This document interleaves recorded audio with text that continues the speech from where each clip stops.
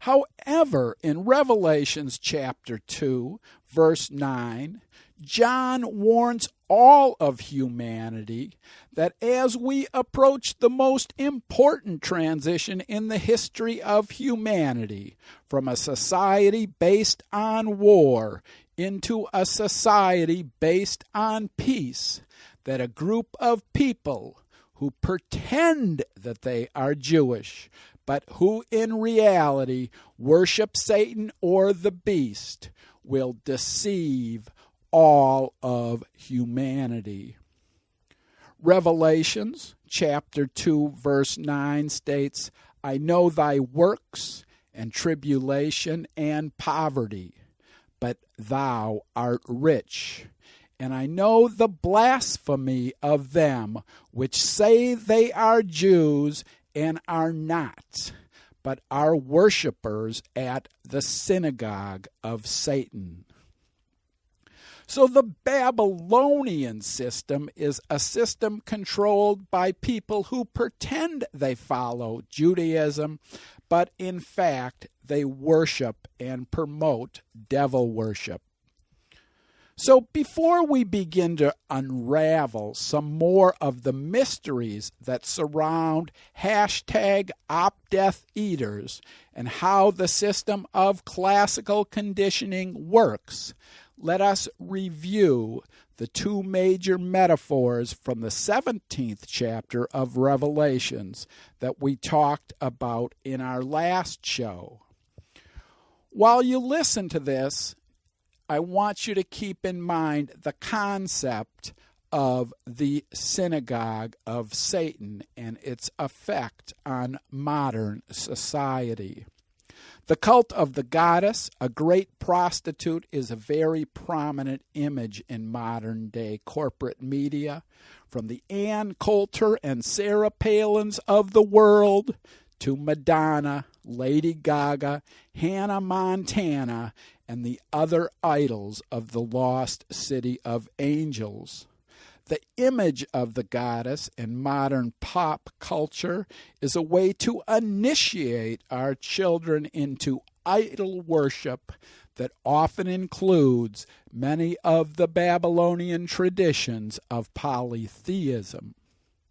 It is a system of classical conditioning, and deep inside this corporate paradigm of the goddess hides this constant corporate hidden message that enlightenment, happiness, and joy come from sexual conquests in the Babylonian kingdom.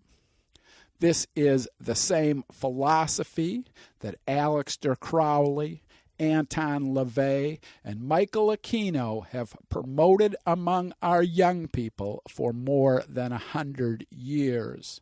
The goth movement and gangster rap are two of the City of Lost Angels' most recent cultural manifestations that have tragic consequences for children and young adults.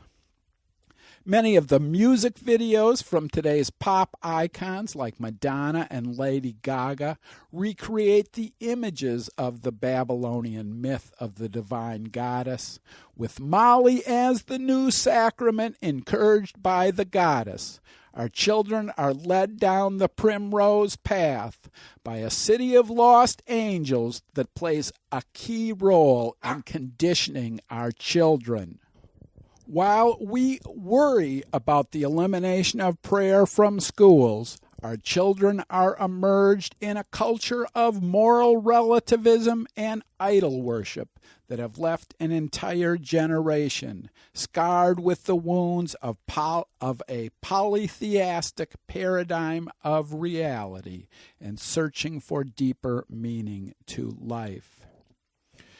As Revelation 17 continues, John tells the angels that when he saw Babylon, the mother of all prostitutes, when he recognized what the myth of the goddess meant to polytheism in modern society, this sudden revelation left him astonished, bewildered in a state of wonder.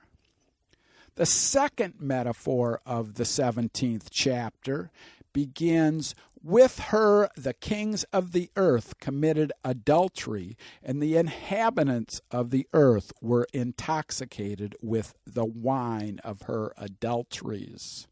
The stories of sexual scandal and exploitation are blown by the horns of the media into homes for everyone in the United States to see without ever asking the more difficult questions about affairs of the heart. Who controls the honeypot? The use of sex for blackmail and compromise is as old as history itself. The story of Revelations chapter 17 can also be understood as a system of sexual compromise. Babylon is the great prostitute who controls the honeypot. A British pedophile scandal among UK politicians and corporate leaders has been front-page news in Britain for months. Yet the U.S. corporate media has refused to read the writing on the wall. The courageous work of Karen Hudes has revealed a World Bank that was designed to eliminate poverty in the third world, taken over by mega corporations whose only goal is to enslave third world countries in debt. The majority of the voting members of the World Import-Export Bank are controlled by sexual blackmail and compromise. The Eliot Spitzer story is told by investigative journalist Wayne Matson. And I want to encourage my entire listening audience to sign up for the Wayne Matson Report at WayneMatsonReport.com. It's a small fee for all the news that never makes it into the corporate media. Now, if you have not read my paper called Mind, War, and the Tragedy in Newtown, you can find it on my website, wbpnet.org. In this paper, I explore the connection between the United States Army Division of Psychological Warfare and the Church of Satan, which has encouraged Satan worship among our children for more than 50 years. The idea that the military-industrial complex would become actively involved in the promotion of satanic worship is a most difficult one to admit. And I suggest in the paper Mind, War, and the Tragedy in Newtown that the psychological war against our young people, against our children, was a well-coordinated plan.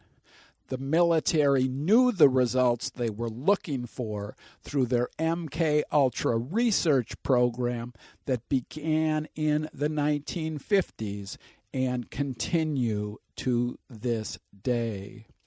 If you isolated an individual or a child and split their personalities, you can program them to do just about anything that you desire. Once you understand that electronic messages can have the same addictive effects as heroin, cocaine, or alcohol, then you begin to understand the nature of the Babylonian culture that engulfs our children today. And you begin to understand why Facebook was started with a $500,000 grant from the Defense Intelligence Agency. My hat's off to President Obama for having the courage to address the issue of social networking sites collecting massive amounts of data about our children. In our last half of our show about Christianity dancing with the devil, we talked about the testimony of Cathy O'Brien, Paul Bonacci, and Noreen Gosch. In her sworn testimony, Noreen Gosch, in the trial of Paul A. Bonacci versus Lawrence E. King in U.S. District Court in Lincoln, Nebraska, Bonacci alleged that King was part of a nationwide pedophilia ring that included high-ranking intelligence, military, and Republican dignitaries that had ritualistically abused him. He won $1 million judgment. The sad details of this episode are detailed in John DeCamp's book, The Franklin Cover-Up, that was recently re-released. Now, Noreen Gosch had interviewed 35 survivors who had been victims of an organized pedophilia ring operating in the United States that was part of the CIA's MK-Ultra mind control research program. This same group had kidnapped her son, and Noreen Gosch wanted justice. The MK-Ultra research program was transferred to the United States military and intelligence communities at the end of World War II during Operation Paperclip, when psychological warfare experts from Hitler's Third Reich were smuggled to the United States with the help of the Catholic Church.